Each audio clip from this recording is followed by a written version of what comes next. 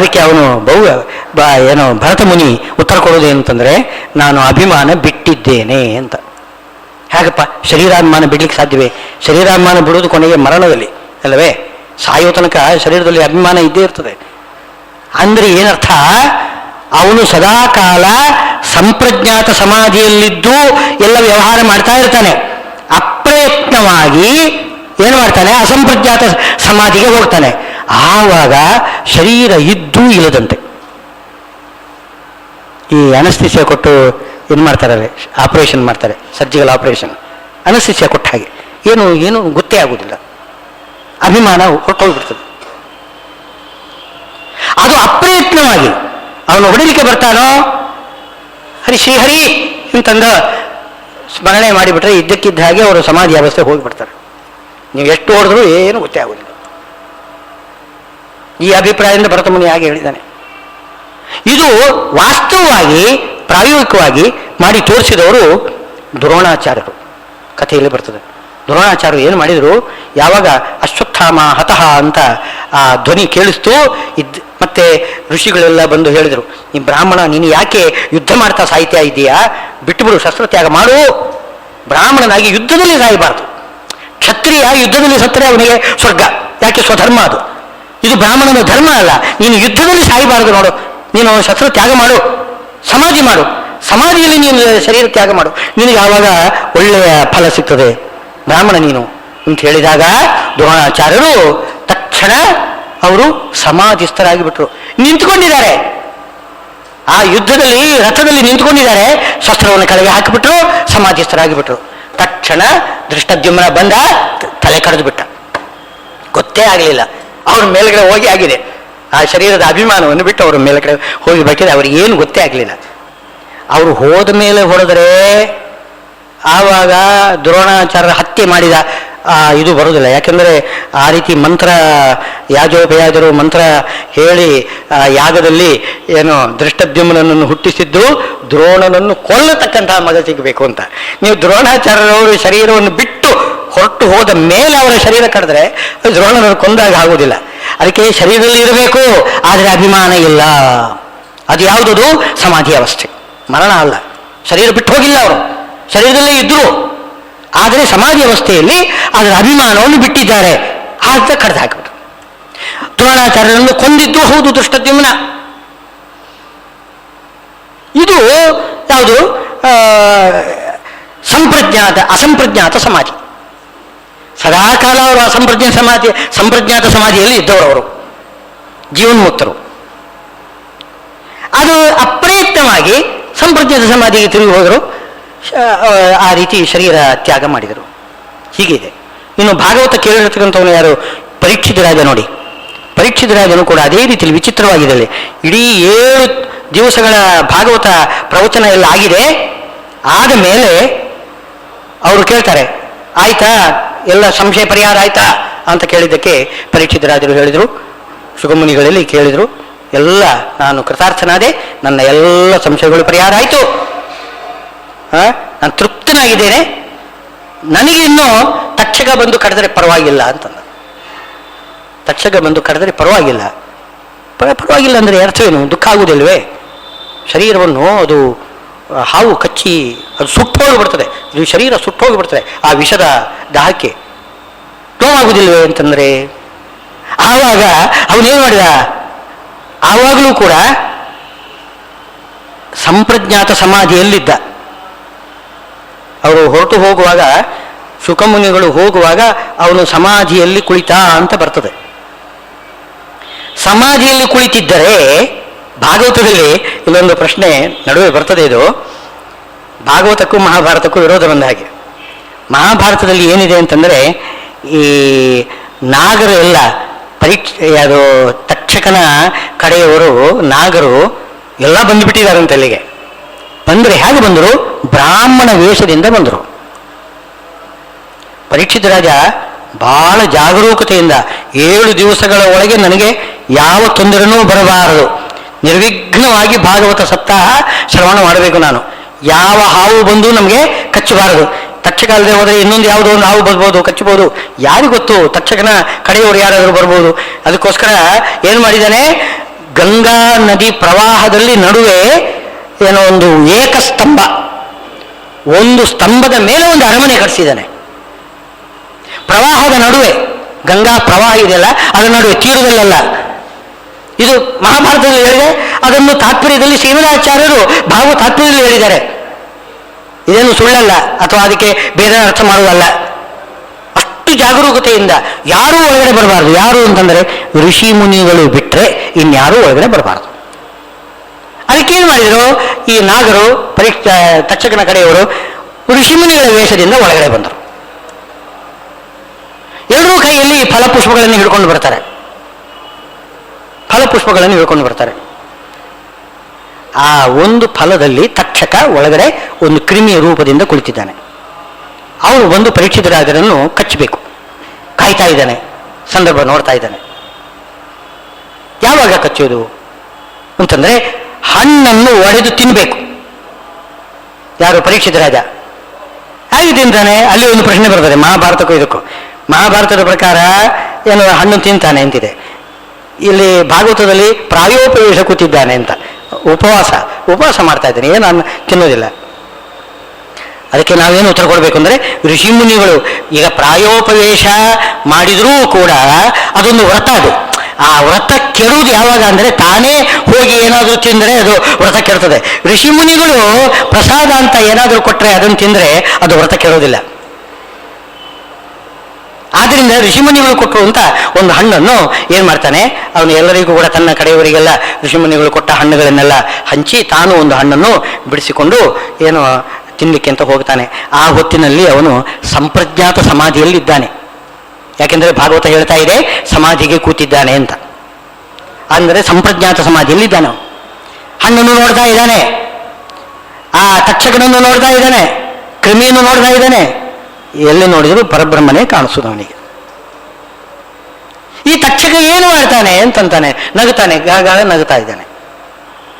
ತಕ್ಷಕ ಏನು ಮಾಡ್ತಾನೆ, ನನಗೆ ಏನು ಮಾಡಿದರೂ ಕೂಡ ಒಳಗಡೆಯಿಂದ ಭಗವಂತ ಮಾಡಬೇಕು ತಾನೆ. ತಕ್ಷಕ ಏನು ಮಾಡ್ತಾನೆ, ಎತ್ತಿಕೊಂಡು ಏನೇ ಮಾಡಲಿ ಆ ಜೀವ ತಕ್ಷಕ ಇದ್ದಾನಲ್ಲ ಅವನ ಮೇಲೆ ದ್ವೇಷ ಇಲ್ಲ, ಎತ್ತಿಕೊಂಡು ತನ್ನ ಹೆಗಲ ಮೇಲೆ ಹಾಕೊಂಡ.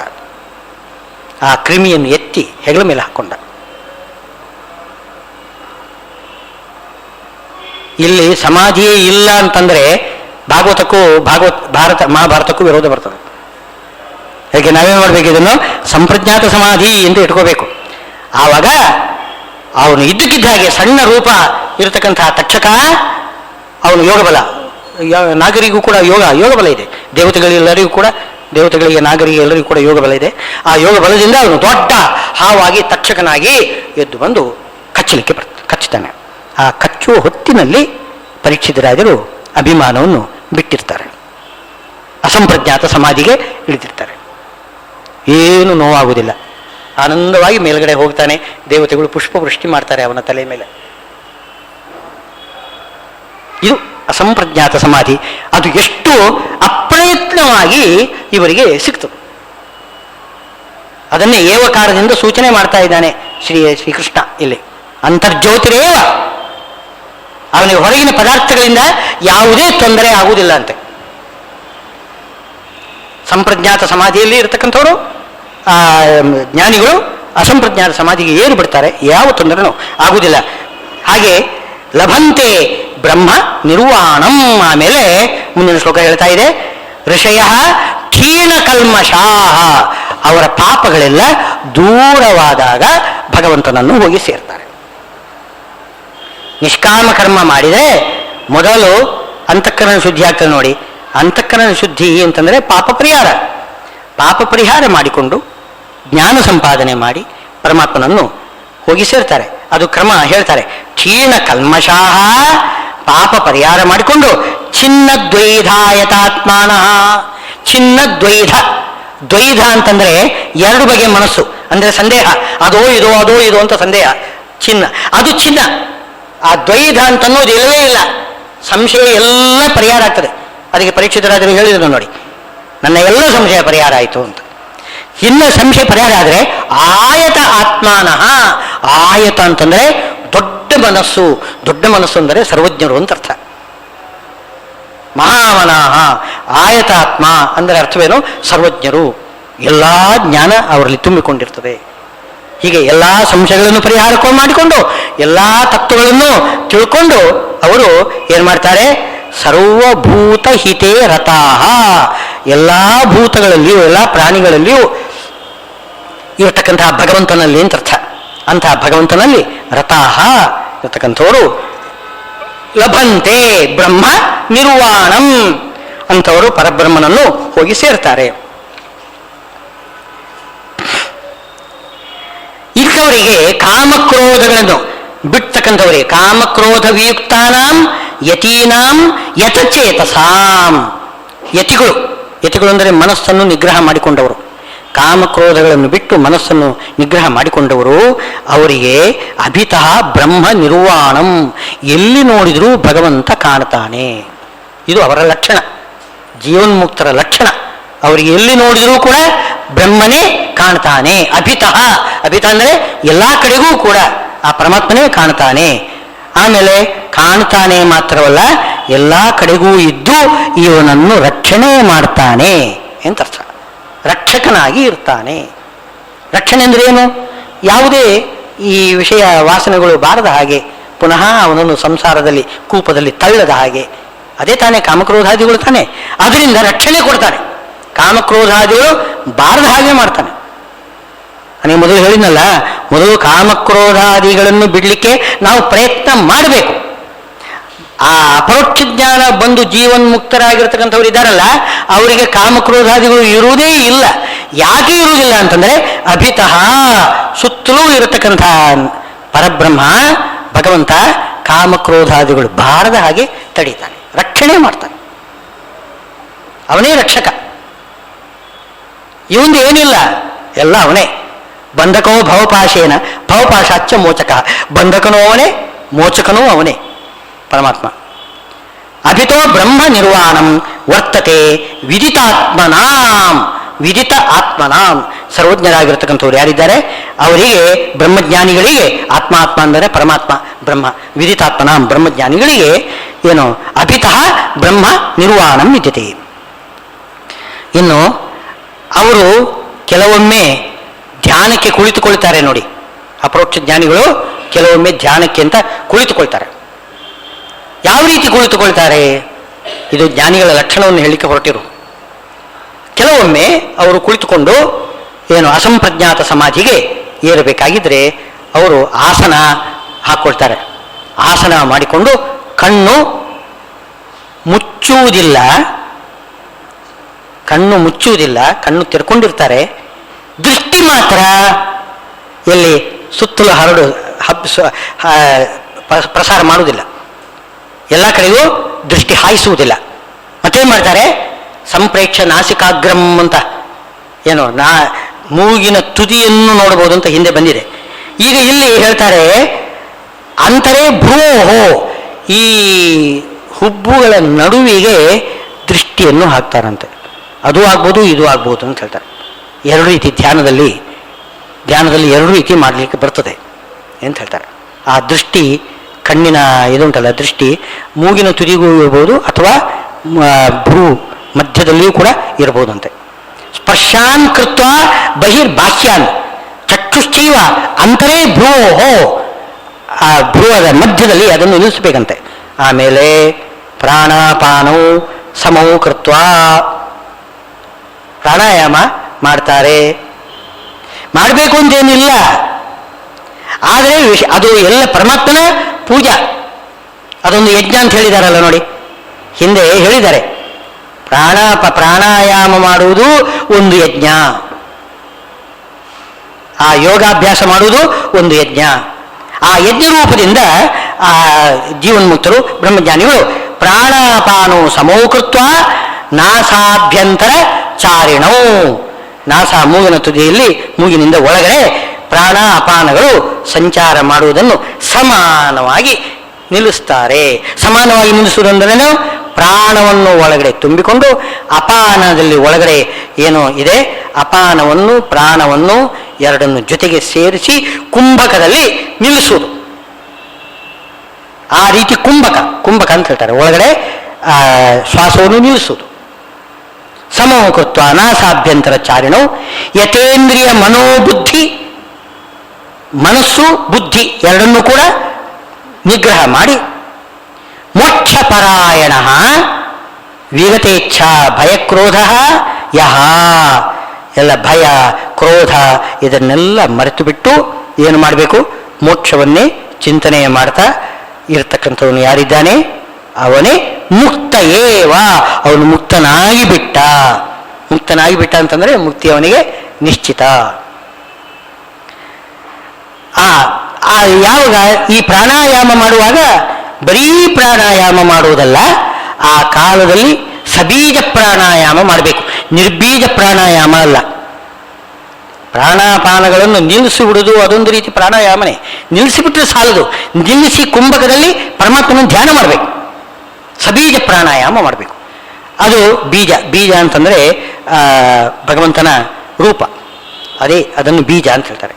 ಆ ಭಗವಂತನ ರೂಪವನ್ನು ಬಿಂಬರೂಪಿ ಭಗವಂತ, ಅವನನ್ನು ಧ್ಯಾನ ಮಾಡಬೇಕು, ಸಬೀಜ ಪ್ರಾಣಾಯಾಮ. ಅವನು ಹೇಗೆ ಇರ್ತಾನೆ ಅಂತಂದರೆ ಅವನಲ್ಲಿ ಈ ಗುಣಗಳನ್ನು ಚಿಂತನೆ ಮಾಡಬೇಕಂತೆ. ಧ್ಯಾನ ಕಾಲದಲ್ಲಿ ಪ್ರಾಣಾಯಾಮ ಮಾಡಿ ಭಗವಂತನನ್ನು ಧ್ಯಾನ ಮಾಡುವಾಗ ಅವನನ್ನು ಯಾವ ಆಕಾರದಿಂದ ಚಿಂತನೆ ಮಾಡಬೇಕು ಅಂತಂದರೆ ಭೋಕ್ತಾರಂ ಯಜ್ಞ ತಪಸಾಂ, ಯಜ್ಞ ತಪಸ್ಸು ಎಲ್ಲವನ್ನೂ ಕೂಡ ಭೋಗ ಮಾಡ್ತಕ್ಕಂಥವನು ಅವನು. ಭೋಕ್ತಾರಂ ಎಲ್ಲ ಭೋಗ ಮಾಡ್ತಕ್ಕಂಥವನು ಅವನು. ಸರ್ವಲೋಕ ಮಹೇಶ್ವರಂ, ಎಲ್ಲ ಲೋಕಕ್ಕೂ ಮಹಾ ಈಶ್ವರ. ಉಳಿದವೆಲ್ಲ ಬ್ರಹ್ಮದೇವತೆಗಳು ಈಶ್ವರರೇ, ಆದರೆ ಅವರಿಗಿಂತಲೂ ಕೂಡ ಈಶ್ವರ ಮಹಾ ಈಶ್ವರ ಅಂದರೆ ಸರ್ವೋತ್ತಮನಾಗಿ ಎಲ್ಲವನ್ನೂ ಕೂಡ ನಿಯಂತ್ರಣದಲ್ಲಿ ಇರತಕ್ಕಂಥವನು. ಅದೇ ಮೊದಲಿಗೆ ಕೃಷ್ಣ ಅಂತ ಕರೆದಿದ್ದನ್ನೇ ಇಲ್ಲಿ ಸರ್ವಲೋಕ ಮಹೇಶ್ವರಂ ಅಂತ ಹೇಳ್ತಾರೆ. ಕೃಷ್ಣ ಶಬ್ದಕ್ಕೂ ಸರ್ವಲೋಕ ಮಹೇಶ್ವರ ಅಂತಲೂ ಅರ್ಥ ಒಂದೇ. ಕೃಷ್ಣ ಅಂತಂದ್ರೇನು? ಎಲ್ಲ ಕರ್ಷಣ ಮಾಡೋದು, ಎಲ್ಲರನ್ನೂ ನಿಯಂತ್ರಣದಲ್ಲಿ ಇಟ್ಕೊಳ್ಳೋದು. ಸರ್ವಲೋಕವನ್ನು ಕೂಡ ತನ್ನ ಯತಕರ್ಷಸಿ ದೇವೇಶ, ಯತಕರ್ಷಸಿ ದೇವೇಶ ನಿಯಮ್ಯ ಸಕಲಂ ಜಗತ್, ಇಡೀ ಜಗತ್ತನ್ನು ನಿಯಮನ ಮಾಡಿ ಕರ್ಷಣ ಮಾಡ್ತಾ ಇದೆಯಾ, ಆದ್ದರಿಂದ ಕೃಷ್ಣ. ಅದೇ ಅರ್ಥ ಸರ್ವಲೋಕ ಮಹೇಶ್ವರಂ. ಆ ರೂಪವನ್ನೇ ಭಗವಂತ ಎಲ್ಲರನ್ನೂ ನಿಯಾಮನ ಮಾಡತಕ್ಕಂಥವನು ಅವನೇ ಅಂತ ಈ ರೀತಿ ಚಿಂತನೆ ಮಾಡಬೇಕು. ಆದರೆ ಬರೀ ನಿಯಂತ್ರಣದಲ್ಲಿ ಇಟ್ಟುಕೊಳ್ಳೋದಲ್ಲ, ಎಲ್ಲರಿಗೂ ಕೂಡ ಉಪಕಾರ ಮಾಡತಕ್ಕಂಥವನು ಅವನು, ಅದನ್ನು ಕೂಡ ತಿಳ್ಕೋಬೇಕು. ಸುಹೃದಂ ಸರ್ವಭೂತಾನಾಂ, ಎಲ್ಲ ಜಂತುಗಳಿಗೂ ಕೂಡ, ಎಲ್ಲ ಪ್ರಾಣಿಗಳು, ಎಲ್ಲ ಚೇತನರಿಗೂ ಕೂಡ, ಸಜ್ಜನರಿಗೆ ಅಂತ ಇಟ್ಕೋಬೇಕು, ಎಲ್ಲರಿಗೂ ಅಲ್ಲ. ಸುಹೃದಂ ಸರ್ವಭೂತಾನಾಂ, ಸುಹೃತ್ ಅಂತಂದರೆ ಪ್ರೀತಿ ಪಾತ್ರನಾದ ಮಿತ್ರ. ಇಂಥ ಸುಹೃದಂ ಸರ್ವಭೂತಾನಾಂ ಜ್ಞಾತ್ವ, ಜ್ಞಾತ್ವ ಅಂದರೆ ಅರ್ಥ ಧ್ಯಾತ್ವ ಅಂತ ಅರ್ಥ. ಜ್ಞಾನದಲ್ಲಿ ಅವನನ್ನು ಧ್ಯಾನ ಮಾಡ್ತಾ ಇದ್ದರೆ ಶಾಂತಿಂ ಮೃಚ್ಛತಿ, ಶಾಂತಿ ಅಂದರೆ ಮೋಕ್ಷ ಸುಖ. ಆ ಮೋಕ್ಷ ಸುಖವನ್ನು ಅವನು ಹೊಂದುತ್ತಾನೆ ಅಂತ ಹೇಳ್ತಾ ಇದ್ದಾರೆ. ಇತಿ ಶ್ರೀಮದ್ ಭಗವದ್ಗೀತಾಸು ಉಪನಿಷತ್ಸು ಬ್ರಹ್ಮವಿದ್ಯಾಯಾಂ ಯೋಗಶಾಸ್ತ್ರೇ ಶ್ರೀಕೃಷ್ಣಾರ್ಜುನ ಸಂವಾದೇ ಕರ್ಮಸನ್ಯಾಸ ಯೋಗೋ ನಾಮ ಪಂಚಮೋಧ್ಯಾಯ. 5ನೇ ಅಧ್ಯಾಯ. ಇಲ್ಲಿ ಶ್ರೀಕೃಷ್ಣ ಅವನು ಭಗವದ್ಗೀತೆಯಲ್ಲಿ ಅರ್ಜುನನಿಗೆ ಉಪದೇಶ ಕೊಟ್ಟು ಮುಖ್ಯವಾಗಿರ್ತಕ್ಕಂಥದ್ದು ಇದು ಯಾವನು ಅಂದರೆ ಕರ್ಮಯೋಗದ ಸಾರ ಏನಿದೆ ಅದನ್ನು ಇಲ್ಲಿ ಬಹಳ ಚೆನ್ನಾಗಿ ಮನದಟ್ಟಾಗುವ ಹಾಗೆ ವರ್ಣನೆ ಮಾಡಿಕೊಟ್ಟಿದ್ದಾನೆ. ಇಂಥ ಭಗವದ್ಗೀತಾ ಅದರ ಶ್ರವಣ ಮಾಡಿದರೆ ಎಷ್ಟು ಫಲ ಇದೆ ಅಂತಂದರೆ ಅದನ್ನು ಮಾರುದ್ರ ದೇವರು ಹೇಳಬೇಕು. ಮಾರುದ್ರ ದೇವರು ಪಾರ್ವತಿಗೆ ಉಪದೇಶ ಮಾಡಿದ್ದಾರೆ. ಒಂದೊಂದು ಅಧ್ಯಾಯಕ್ಕೆ ಏನೇನು ಫಲ ಅಂತ ಪದ್ಮಪುರಾಣದಲ್ಲಿ ಹೇಳಿದೆ. ಒಂದೊಂದು ಅಧ್ಯಾಯಕ್ಕೆ ಏನೇನು ಫಲ, ಇಡೀ ಭಗವದ್ಗೀತೆಯೇ ಅದು ಬೇರೆ. ಒಂದೊಂದು ಅಧ್ಯಾಯಕ್ಕೂ ಒಂದೊಂದು ಬೇರೆ ಬೇರೆ ಬೇರೆ ಫಲಗಳನ್ನು ಬಹಳ ಸುಂದರವಾಗಿ ಕೊಟ್ಟಿದ್ದಾರೆ. ಅಂತೂ ಏನು ಅತ್ಯಂತ ಶ್ರೇಷ್ಠವಾಗಿರತಕ್ಕಂಥ ಈ ಗೀತಾ ಶಾಸ್ತ್ರ, ಅದನ್ನು ಸ್ವಲ್ಪವಾದರೂ ನಾವು ಮನನ ಮಾಡಿದ್ದೀವಿ ಅಂತಂದರೆ ನಮ್ಮ ಆತ್ಮ ಉದ್ಧಾರ ಆಗ್ತದೆ. ಇಂಥ ಒಂದು ಅಧ್ಯಯನಕ್ಕೆ ಏನೋ ಅವಕಾಶ ಮಾಡಿಕೊಟ್ಟಿರತಕ್ಕಂಥವರು ನಮ್ಮ ಡಾಕ್ಟರು ಉಷಾ ಕಮಲ ಅವರು ದೊಡ್ಡ ಸೇವಾ ಮಾಡಿದ್ದಾರೆ. ಗೀತಾಚಾರ್ಯ ಅವರಿಗೂ ಎಲ್ಲ ಶ್ರವಣ ಮಾಡಿರತಕ್ಕಂಥ ಎಲ್ಲರಿಗೂ ಹೇಳ್ತಕ್ಕಂಥ ನನಗೂ ಕೂಡ ವಿಶೇಷವಾದ ಅನುಗ್ರಹ ಅವರು ಮಾಡಬೇಕು ಅಂತ ಪ್ರಾರ್ಥನೆ ಮಾಡಿ ನನ್ನ ಈ ಉಪನ್ಯಾಸವನ್ನು ಕೃಷ್ಣಾರ್ಪಣ ವಸ್ತು ಅಂತ ಹೇಳ್ತಾರೆ.